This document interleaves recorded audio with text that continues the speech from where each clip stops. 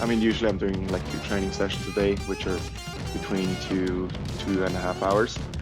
So it's a lot of time at the gym, obviously. I mean, for example, for me, I don't have like a big social life. So I'm not going out on the weekends. I'm not meeting friends for evening dinners or something like that. I mean, it depends. I would say for the top, well, that's tough to say because I don't know their numbers, but for the top few people in the world, they can probably make a living off of it just because of prize money at the games, and then especially sponsorship deals on top of that. But I would say if you're not on that top elite level like worldwide, it's definitely tougher. I have a bachelor in economics. I could have gone for like a career in the area, try and make a lot of money, but then you need to spend a lot of time working. So if you spend a lot of time working, you can't spend the same amount of time training. So, Jan Matiaska, am I saying this correctly? Perfectly. Perfect. Good to have you on the podcast. I've had thanks for having me. Yeah, more than welcome, actually. I've had a lot of guests from America and Brazil recently, and now a fellow Swiss. That feels good. Now, I'm gonna be honest. I don't know a lot about you. I know you're from Switzerland, like I am. I know that you're doing functional fitness. I know that you're a European champion, even a world champion, I believe. I've seen that in the bio. Is that in CrossFit? Is that in what exactly? That is in functional fitness. In functional fitness. So I always thought it's CrossFit. What is the difference? Let's start right there. What is the difference between CrossFit and functional fitness? Okay, so basically it's pretty much the same sport, except it's a different federation that stands behind it. So CrossFit is like a brand in the US, and they're doing their CrossFit competitions that are like kind of under the brand of CrossFit. Okay. And functional fitness is kind of like another way to try and make the same sport, but in a different way, more like professionalize it.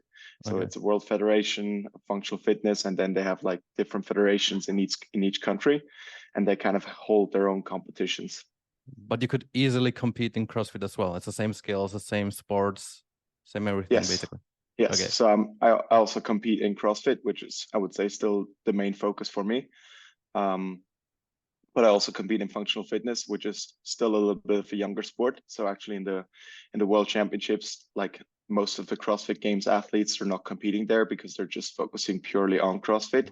So I would say the level overall is not as high as it is in CrossFit, but basically you meet the same athletes competing in functional fitness as they do in CrossFit. I see. I had no idea that you can compete in functional fitness.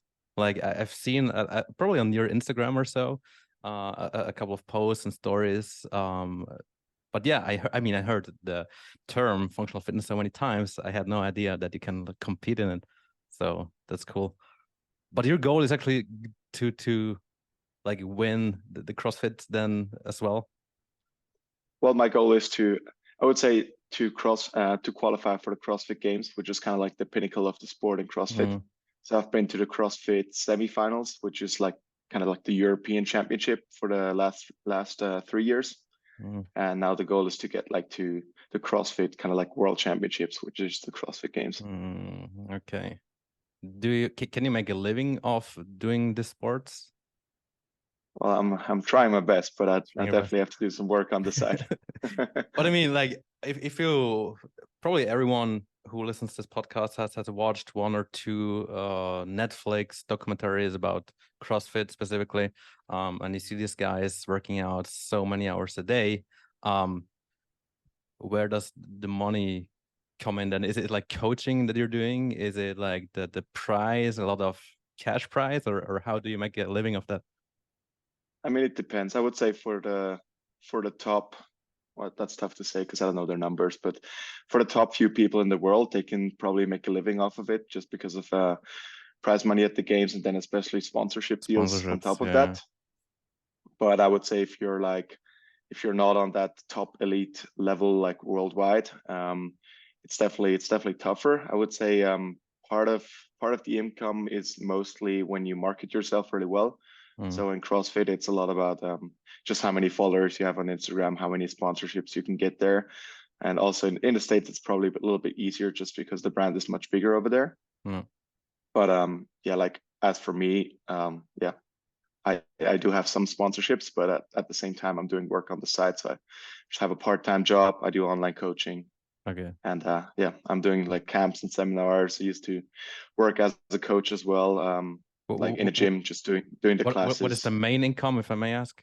Is it coaching one-on-one? Uh, for me, right now, it's a part-time job that I have, Okay. but I'm trying to shift more back towards like camps, seminars, and online coaching.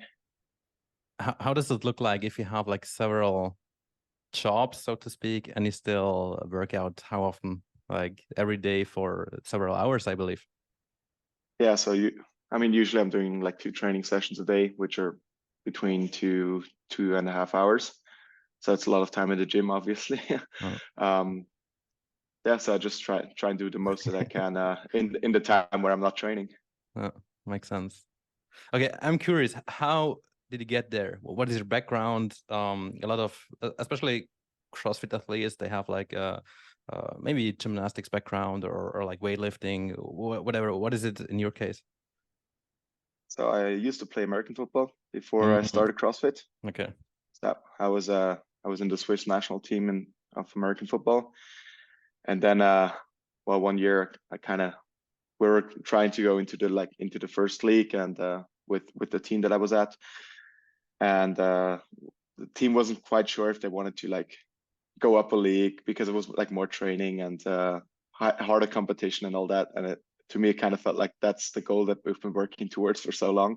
And now it seems that it's just more of a Mm, hobby to most. And I always kind of wanted to do sports more professionally. And then I found CrossFit through a physio that I was at. And I kind of really fell in love with it because just of the variety of training, there were so many things that I always considered myself like a fit person, someone that was like, I would say, good at everything with sports.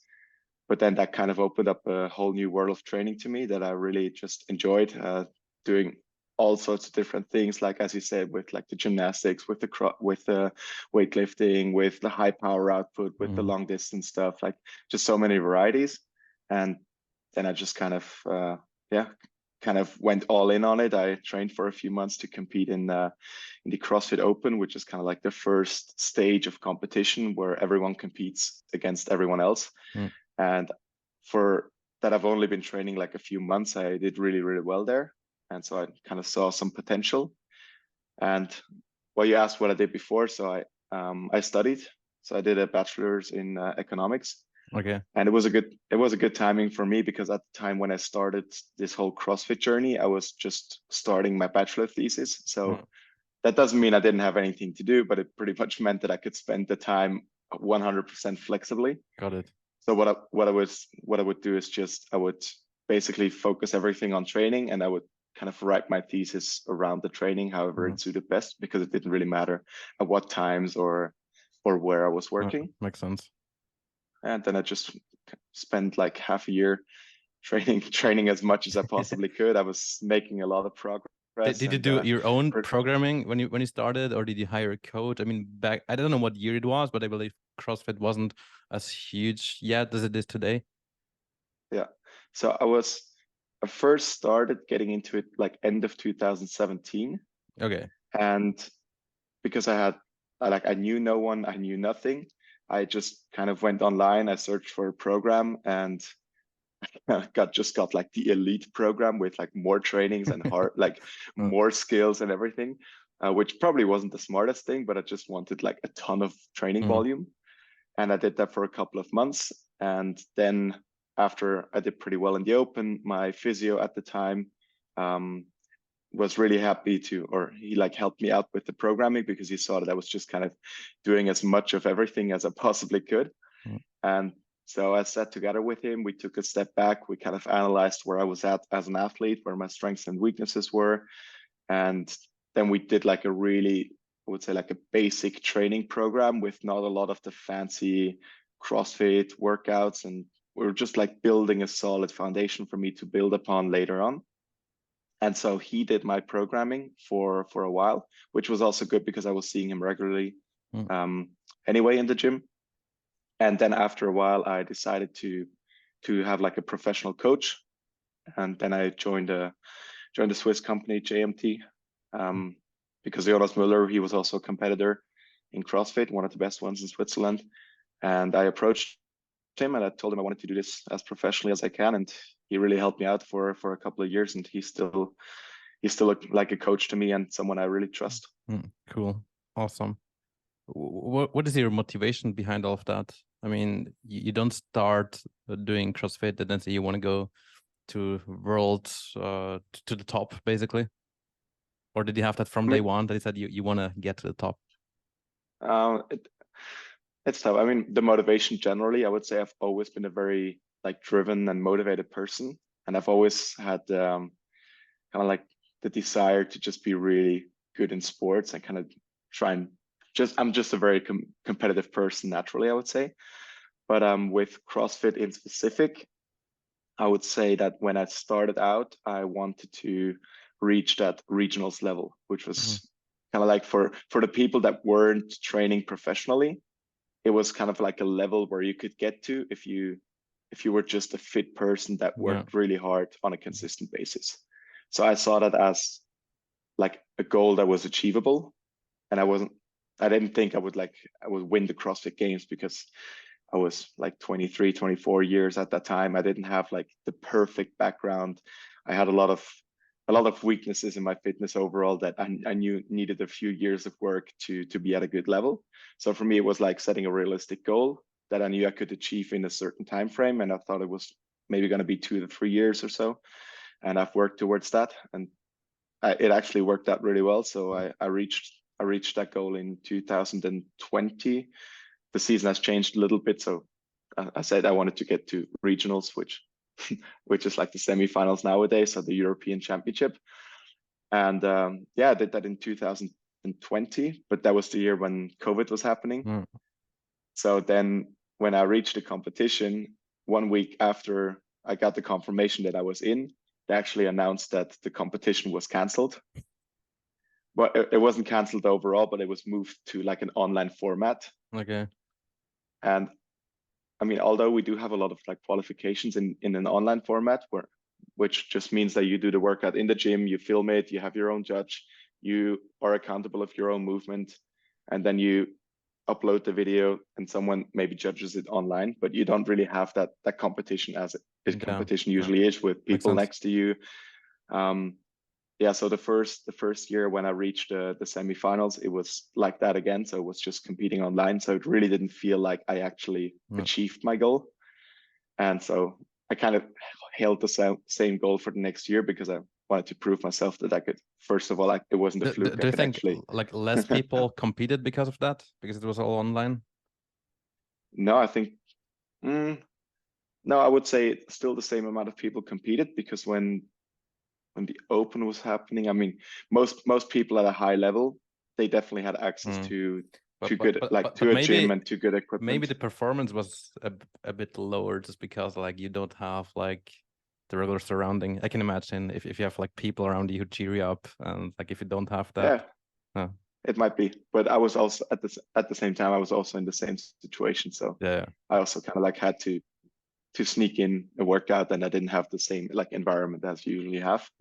But yeah, that was definitely a part that felt like maybe this wasn't. No, I didn't want to discredit you. Don't get me wrong. It was not like the other word. I'm just like thinking of, okay, how is it different competing during a regular CrossFit Games, and then when it's COVID and you do it on your own. So this is what went through my head. Maybe if I would do a workout and people cheer me up, then I would probably perform better than when I'm alone. That's what I'm thinking. Yeah, true. But I mean, I felt the same way, and I also felt like it wasn't like a regular season, and that's why I also felt like I didn't really truly achieve what I set out to do. So I kind of held the same goal for another year, and then luckily I made it again, and it was actually a good qualification. I wasn't the first time I qualified. I was like just like the last place. I kind of just got in, and then I improved upon that, and I made it like solidly into the next round. And yeah, from that moment on, I kind of wanted to look further, and since then I'm trying to reach that next level. What would be the next level? That would be like the CrossFit Games. So just making it to like the World Championships in CrossFit, which is So only top 40 people or top 10 Europe qualify. Okay. You said the first time you competed in 2020 was the first time, right? Or was it before? That's the first time I qualified for the So we did it before. semifinals. Okay. Yeah. How do you see CrossFit evolve? Like when I'm not checking it that much anymore, but I used to watch it, and then if I look at the rules or the games today, it's like crazy movements, more like gymnastics based skills. How do you think it's getting more difficult, or how is it for you? Mhm. I mean, it depends. I would say it's definitely the level overall is rising every year. That's for sure, like the level of the athletes. And then at the same time, the test also evolves with time. So the better the athletes get, the more Makes sense. kind of fancy sometimes you have to get to test the same stimulus, right? So I mean, they want to test different aspects of fitness, and if one of them is like kind of an adaptability and balance and coordination and all that stuff, you were saying about the gymnastics aspect.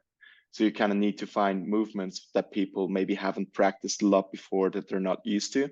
And the problem is that every time something shows up at a major competition, it's basically on the radar for every athlete, and they just go to the gym, they practice for a couple of weeks, and most of the time after a couple of weeks you just hammer the skill, and it's like one of the things you can just do on a daily basis. Makes sense. And so whenever a competition comes up and you really want to test like the highest level, it gets a little bit more fancy. But then at the same time, I wouldn't say the tests are necessarily harder. I think they're just evolving. They're still testing the same things, but to the average person that doesn't have that like high skill or strength level, it seems like the tests are just getting harder and harder, but they're still testing the same things, but just on a different level. Got it. Let's talk about training then. How does a typical training week look like for you? I think I've read that you're injured. Is that correct? That they couldn't. So I did have a pretty stupid just had an injury like 6 months ago when I injured my wrist. I did a heavy clean in training just leading up to the semifinals, and I missed that lift. So I was in the squat position with the barbell in the front rack, and then my weight shifted too far to the back. I fell onto my back and hit my elbow on the ground. And then I still had the barbell in my hand, so the barbell actually pushed my hand all the way to the forearm and just injured the whole wrist. I was lucky that I didn't have like as serious of an injury that I had to get surgery with it, but still just all the structures around the wrist were injured. And now it's just been taking a lot longer than I was hoping for it to take. 6 months is a long time, right? And you It still is. cannot go as hard as you want. I assume you're training again, but not as hard, or not all movements, or how do So you work around I that? mean, right now, the only thing that's still holding me back is like the heavy weightlifting training, which is something that I'm generally good at. So I'm not really worried about it. But definitely it's had an impact on the training, especially in the very beginning. I mean, I couldn't even go for like an easy bike or jog because it was just so inflamed that it would just swell up, and obviously it's not good. It's not good for the rehab if you're stressing the body even more. So I did have to take a step back for about a good month or so, where I couldn't do any like structured regular training. But after that, it's been a pretty quick process getting back to where it should be. And I just started implementing like the very easy stuff first, and did a lot of physio work, a lot of rehab work for the wrist, obviously, which I'm still doing. But then it Let's look was at the regular week last year when you were not injured and when you didn't have to do all this rehab and well, mobility. actually, Yeah. actually, I would say the last few months have been pretty much like a normal Okay. training again. Talk The me through only that. thing, Talk me through that. yeah. Monday So to Sunday. okay, so I'll start one more step back, because just to finish that story. Obviously with the injury, I couldn't do like the normal training as I would do for maybe like the last 3 years or so. But the good thing in CrossFit is that there's so many aspects of fitness that we need to work on, that I just kind of shifted my focus a bit more towards the endurance side of training, because with the strength side, I was a bit limited with the hand. Makes sense. So what I did is I basically took half of my training volume in the week, and I dedicated it to triathlon training, which is like pure, just pure conditioning training, a lot of low intensity, long trainings. And then half of the training I still spend in the gym. So for the last, if you ask for like a regular week, I used to do like one CrossFit training in the morning usually, so 2 to 2.5 hours. And then in the afternoon, I would go for a triathlon training. So I would either go for a longer run, I would go for a longer swim or a bike session. And that would be, 5 to 6 days in the week. Okay. So I do have like one work day where I'm only doing a swimming session, but then all the other days is 2 sessions. Morning session was a CrossFit session. Afternoon was bike, run, or swim session. And then on the Saturday, I would usually go for like a very long training of like 5+ hours on the bike usually. Okay, crazy. Yeah, that's how many hours per week? I'd say like 20 to 25 hours usually. But now I've done that for the last 3-4 months already. So it's been a lot of time conditioning training. And the next season is approaching. So I want to make sure I'm back into more CrossFit shape. And now that the wrist is almost recovered, I can do most of the movements in the gym again. So now I'm going to be switching back to like my regular training routine. So basically just taking the triathlon trainings out, going to be doing regular CrossFit trainings. Obviously, there's still some aerobic work. There's still some work on the bike, running around. What is the percentage of like strength, skill, cardio now, like after this period of recovery? I mean, it changes. It changes with the season. It kind of changes with some of the testings that we do. I've also changed my CrossFit coach in the beginning of the season. So last summer, switched to a new coach. So I don't really know how exactly we're going to divide that up. But I would say the closer it gets to competition, the more sport specific, obviously, it's going to get. So right now, I would say it's more isolated strength training. It's isolated aerobic training. It's isolated interval training. And then there is a few pieces of like very specific CrossFit workouts and gymnastics as well. And then the closer it gets to the season, the more those isolated sessions are going to transform into like CrossFit specific trainings. So maybe the strength right now, it's very isolated. But as we get closer and closer to competitions, it's going to be more like hitting a Metcon and then going for a heavy lift. Combining that stuff like it's tested. Good. That means 1 to 2 days off, or do you take like every week the same day off, or do you take them whenever you need them? What is your? For me, it's always a Sunday off. So that's like my off day. The only exception is that maybe if I have like, now I'm doing some seminars, and if I have a full day of seminar on a Saturday, then I'm just going to use that as my rest day and switch that around. But I would say for most of the weeks in the year, it's the Sunday that's off. Okay. And then I have one day in the week where it's like a dedicated work day, and there I'm only doing like one session, and then I'm just working most of the day. Okay. Obviously, this volume or this kind of training needs to be supported with the right nutrition. What's your approach on diet? Do you count calories? Do you go high carbs? Do you have a coach for that as well? Well, I did work with several people on my nutrition in the past, but I kind of found a way that works really well for me. And it's not very, I wouldn't say like not very scientific, but it's not super complicated. I would say it's a balanced diet.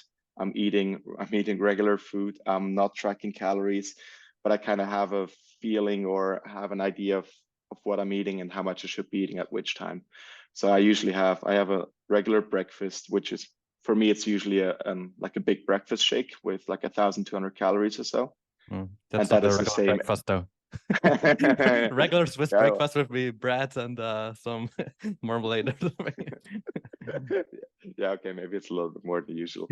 But yeah, I just have a breakfast, and then I have lunch and dinner, and I eat normal stuff for lunch and dinner as well. It's just a source of carbs, a source of protein, and some vegetables, um, some fats more in the evening. I don't like to eat very fatty before trainings. And then around that is just the sports nutrition stuff. So I like to have some carbs before my trainings. I like to drink carbs during my trainings. And then I always have my post-workout recovery shake, Mm. which is like a mix of carbs and proteins, depending on the training. And then when you work with clients, is this like something similar you do with them, or because you found something that is working for you, so you give the advice to your clients as well, or do you do something else for them? I mostly focus on like the trainings and the Okay, technical aspects got it. of certain movements. But obviously, if I meet someone, they ask questions, I'm always happy to share my Yeah, experience. got it. But I don't have like I'm not educated in the Got it. field of Got it. nutrition, so it's Yeah. not like I'm an expert in that way. But I can definitely give some tips that No, hopefully help some makes people out sense. as well. Makes sense.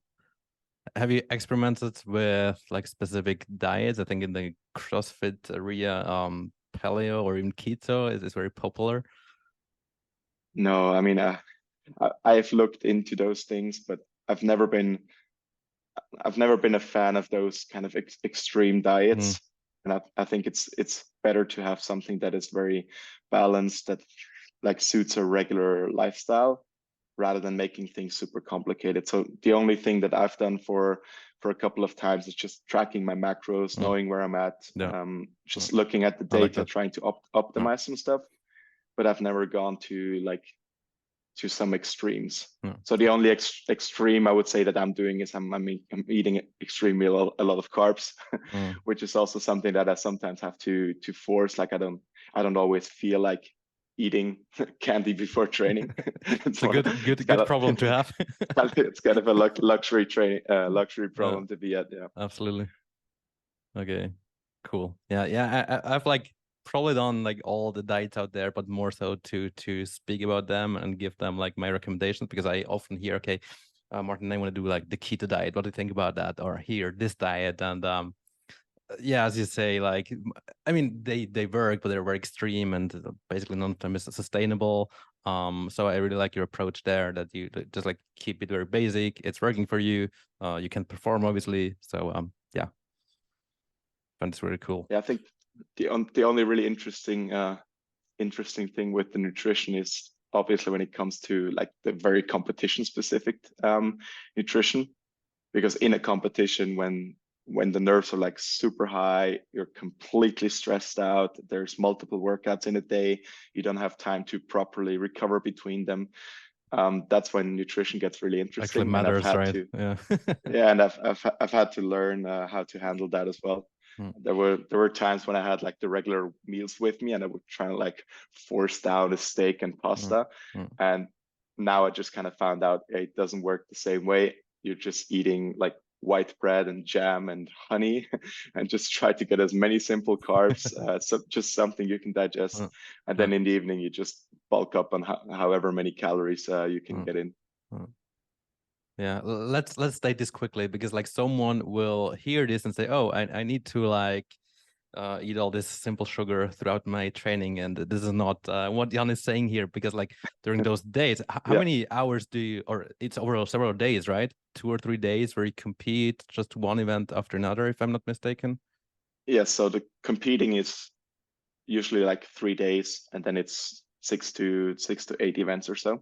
Yeah, so obviously you need to replenish, you need to like give your body the energy needed for the next workout, and hence it makes sense to give the body a simple sugar energy that you're able to perform. Otherwise, like after a few hours of training without giving the body energy, yeah, you will not be able to perform. And again, you're feeling probably worn out, stressed out, probably tired as well. Do you sleep there at, do you have like a special athletes Uh, hotel, it, or it how does it work? it depends on the competition, but usually there is like an athlete area where it's, if ideal, it's a little bit more quiet, so you can Mm-hmm. like actually go there, chill out, just don't have like the loud music and the dropping weights all the time. but it really depends on which competition it is. Got it. But yeah, But I think maybe to frame that with nutrition. I mean, I've said I'm eating a lot of carbs, but just for everyone listening, bear in mind it's if you're doing 2 trainings, it's different than just training 3 times a week. Yeah. Most Yeah, people so don't need that. And the same with meal timing. I usually say it doesn't matter that much when you have like carbs, when you have like which meal. But in such a situation, obviously, multiple workouts throughout the day, again, which applies to not a lot of people, then it matters, obviously, but that's a very high level. Yeah. Cool. Let's say someone comes to you and says, Jan, I want to become also the European champion or world champion in functional fitness. How would you approach that when someone has a 9 to 5 and maybe has, 5 hours a week to work out? Is this even possible, or what do you tell them? well, I do think you have to be very realistic with goal setting. So with that person, I would obviously want to do an assessment of where they're at, like how their life is, what their life looks like, what their regular day looks like, how many obligations they do have in their life, and then also like test where they're at fitness wise. So if you're, I'm just gonna say something. If you're like 30 years old, you haven't done sports the last 10 years, you have a 9 to 5 job, you have a family, you have kids. I mean, it's nice to set a high goal, but at the same time, you have to be realistic. And I would Yeah. maybe just try and make a habit of working out regularly Yeah. and getting in good shape and feeling good about yourself. Do you, But if someone, yeah, just about this, do you mostly work with athletes who have actually this high goal, or is it more like regular people who just want to get in shape? I would say it's usually the like ambitioned athletes, but not like the highest level athletes. So Got it. I'm not coaching my competitors. Makes sense. but maybe that's something for the future that I would really be interested in, like working with high level athletes and getting them to their maximum potential. It's good to be around athletes, right? Because of the mindset and how dedicated they are and how committed they are. And if you're someone who has like this drive and you surround yourself with people like that, I think you can literally thrive, achieve anything. Yeah, I mean, and it comes to that. Like if sport is your absolute priority, you can make a lot of things happen. You can basically, as a coach, then you can just program the training that is most optimal for the person, and you don't have to consider a job, you don't have to consider family, you don't have to consider vacations, because you're expecting the athlete to kind of make all the arrangements for the training to fit into their schedule. Whereas with someone that has a lot of other obligations, as you said, you have someone that comes with a 9 to 5 job, that has a family. Well, it's kind of tough. You can tell them the training's important, but I mean, I hope for them that obviously their family is at some point more important to them. I mean, yeah, it should be. Yeah. Yeah. I also think if you actually want to become European champion or whatnot, then you're willing to put in the work. So maybe my example here was not the best, because obviously nobody says, oh, I have 3 hours a week and I want to become world class. Yeah, doesn't really make sense. If someone wants to become a champion, then obviously he needs to be willing to put in a lot of hours.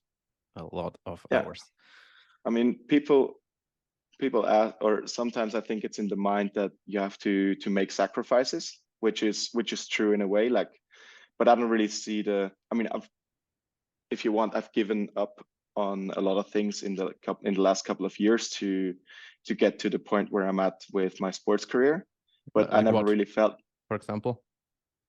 yeah, like, I mean, for example, for me, I don't have like a big social life. So I'm not going out on the weekends. I'm not meeting friends for evening dinners or something like that, because it's like, for me, I want to be home early. I want to go to bed early. I want to get up without an alarm early in the morning to get back to my training routine.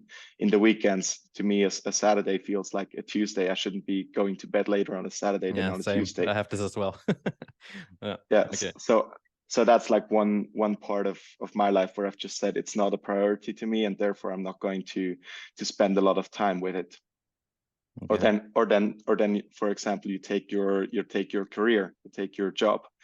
I mean, I have a bachelor in economics. I could have gone for like a career in the area to try and make a lot of money, but then you need to spend a lot of time working. So if you spend a lot of time working, you can't spend the same amount of time training. No, So I agree. I've kind of giving up going for a career in the field, for example. But it's never really felt to me like I'm making sacrifices. It's felt more like I'm doing what I actually want to do, and I enjoy doing it. Much more valuable in my opinion, much more valuable than chasing money and doing something that you don't like. Yeah. Absolutely. Yeah, but then think again, you're doing the right thing. As long as you yeah, somehow can, like, again, it goes back to what you said in the beginning, right? Like, you have like side hustle, you have like other things going on as well. Hopefully at one point you can just like 100% focus on this, because you have like sponsors or enough clients, I don't know, that you don't need to do all these other things. Have you ever considered, I don't know, maybe moving to the United States because there's more opportunities, maybe? I would say at some point I did definitely consider it, because a lot of athletes do like come together in training camps, and they train together on a regular basis. But at the point where I'm at now, I would say it's not an option for me anymore, just because I'm really happy with the way that I live here in Switzerland. I have a fiance. We're gonna get married next year, and Nice. I don't want to give up that stuff just to No, go somewhere and train. no. But what I do is I try to get away every once in a while to go for like weeks of training camps with other people. So it's more like an irregular thing, but I still get some of that same environment. Do you want to have kids as well? Maybe at some point. Maybe at some point. All right. We talked diet, we talked training, obviously. Is there something specific you do for recovery? Maybe ice baths, infrareds, something like that?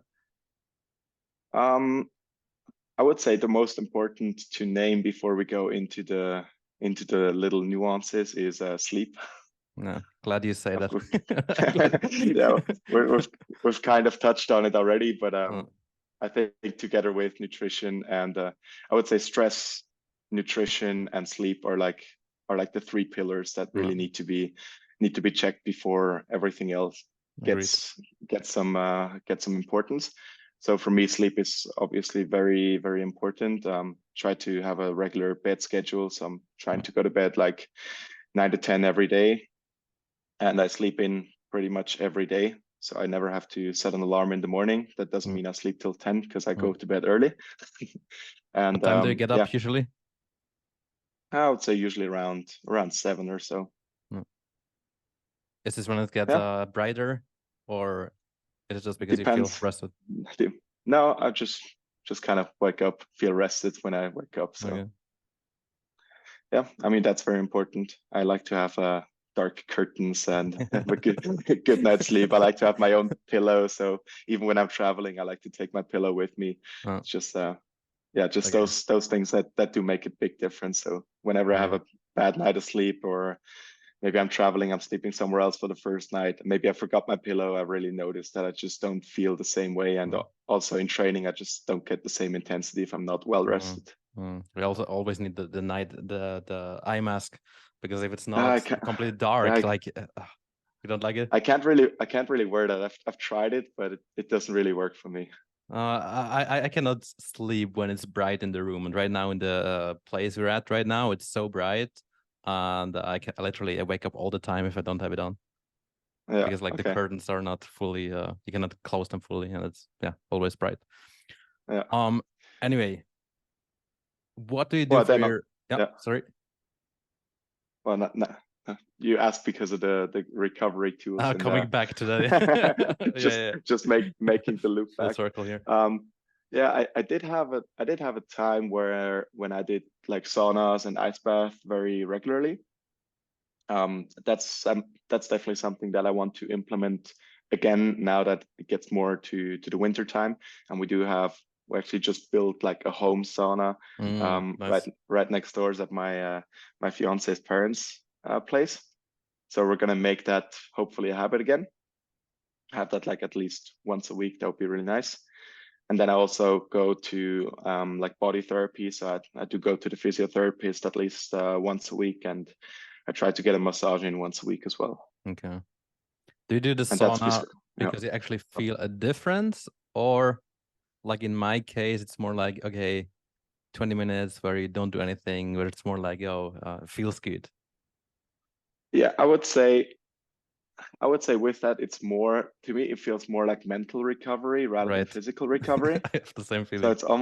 it's almost like meditation, and it's kind of like the same with ice baths for me. Mhm. So I don't, obviously there's studies and there's a lot of science around it, when you should be doing, when you shouldn't be doing them. And I know some of that stuff, but then at the same time, I also feel like if it really just helps you to feel good, to calm down, to recover in the mind, it's also fine to go into an ice bath right after a training session, Yeah, I agree. if it's the one thing that really like calms me down, and No. that maybe outweighs the negative effects Yeah, of the yeah, study, because it's only looked yeah. at the physical aspects of it. Yeah. I mean, the questions I get sometimes is, oh, does it like hinder muscle growth when I do ice bath or sauna? Is it now good or bad? And I say, well, do you enjoy it? Yes, then do it. Then nothing against it, right? But yeah, trying if you believe in it, do it. But I don't think your muscles will somehow grow quicker just because you do that, or that something magical happen. But again, if it does, good to you, even to your mind, then go for it. Absolutely. Yeah. Oh, It's only the tip of the iceberg, absolutely, that thing. absolutely. What is your biggest accomplishment? Is it the world champion title? Yeah, yes, I would say so. I think it's really something that I've learned to be really proud of. Good, good, good. I thought it's like your fiance and something. No, okay. will, will your Well, fiance? on a personal level, that for sure. Okay, well saved. Good. What's next for you? From like Well, next, personal and maybe also business side. well, personal, we're planning a wedding, so that's A lot of planning. it's a Mm, lot of planning, but it's good. Like I'm really excited to think about all that stuff. It's a day that I'm obviously looking forward to, but it's still a long time, so it's going to be mm. next summer. But We've it's got plenty crazy, of. right? This next summer, and you already plan now. So Well, we've already got like a bunch of stuff planned, but I also said to her that I would rather like I'd rather spend a lot of time now and get a lot of things done, because then next year I'm going to be hopefully focused more on the competitions again. So next February, March is when the competition for CrossFit starts again. mm, So I want to ideally have all the things organized that I can just like no, focus on sports. no. And then once kind of the season is over, I can just really look forward to like a good wedding, a good honeymoon, and all that. Mm. Do you know where to go for a honeymoon? We're not there yet. We're still at the wedding, so it's just kind of step by step. But we did consider going to the States for a while. Oh. I've been engaged with Gabrielle for like, I don't know, 3 years, and we still haven't gotten to that place where we're ready to marry. Mainly because of that. For us, it's a bit Okay. more complicated. She's Brazilian, I'm Swiss, and then we're thinking, okay, when we get married in Switzerland, what do we do with her family, and the other way around, or do we do Yeah. something at all? But yeah, I can imagine how much work it is. It's it's um, not it's not it's not like bad work. It's actually nice to have something to focus on together, I think. yeah, fair enough, fair enough. From a business point of view, or okay, so this is personal, but your relationship, let's say from an athlete point of view, what's next for you there? So now I'm shifting back to focus completely to CrossFit training. I'm going to be doing a few training camps in the next months, getting together with other high level athletes. And then I'm going to be focusing on the next CrossFit season, which starts with the Open in February. And then it's quarterfinals, semifinals, and then looking to make that next step, hopefully. Cool. And then from a business point of view, any aspirations? Um, I'm focusing a lot on like I have to hold back because I would like to focus more on like I really enjoy doing seminars and camps and all that. But at the same time, it takes away more time from training. And So energy even as though well. Yeah. so even though I would like to do more, I think I kind of have to hold back a little bit there because I'm doing a few seminars right now in October and November. Mm. I'm gonna be coaching a camp in Mallorca next spring, and then after that we're planning some after the summer again. Nice. But I don't want to do too many more. I maybe have one or two more in the pipeline, but I kind of have to hold back there a little bit. Do you do those camps together with a CrossFit gym, or is it organized by you yourself? Yes, so I organize. It depends, like the weekend seminars or one day seminars. I do organize myself, and then I just get in touch with different CrossFit gyms with the owners, and we look for a date. We look for a topic that we want to look at, and then everything runs through me, and I coach the camp. I do the programming. I do everything.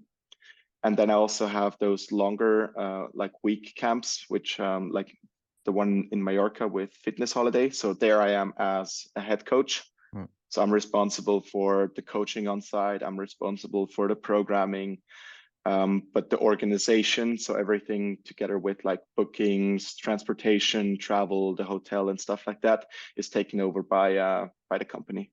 Got it. Cool. I think we're gonna wrap it up here. I want to say thank you for coming onto the show. It's been a fun conversation. Where can people find you if they want to know more about you and what you do? So I post very regularly on Instagram at it's Jan Matiaska, just like the name. And then I'm also just kind of opened up a YouTube channel. There's not that much. I mean, there's a lot of videos on there, but it's been a lot of like the qualification workouts that have been on there for a while, but I've never made them public. So now I just figured I have like 140 videos or so on there, and I don't really care if people see my videos from like 2018 and 19 and all that. So I just decided to make those videos public, and now I kind of like have an official YouTube channel as well. And I'm going to be uploading a cool video about a long swim that I did. So I just swam across 15 kilometers. Is it the one, or like? Yeah, it was like 24 kilometers, and it was like a close to 8 hour swim. So that video is going to go up well, mid or end of October. So that should be pretty interesting. I haven't seen the footage myself, and it's kind of like the first real YouTube video that we're doing, and then maybe there will be more following, but we'll see. Awesome. I like your Instagram, by the way. Very looks professional. The photos are I think you have like a photographer all the time with you, or at least when you work out. Yeah, it depends. Like on competitions, there's usually photographers at the competitions themselves. And then for the training videos, I do work with a videographer, and we do take some footage together every once in a while. Cool. Awesome, dude. Thanks for doing this with me. Wish you all the best in your private and yeah, athlete and business life, however you want to call it. Thank you. Have a great day, and talk to you soon, hopefully. All right. Thanks for having me. Cheers. Bye-bye. Thanks.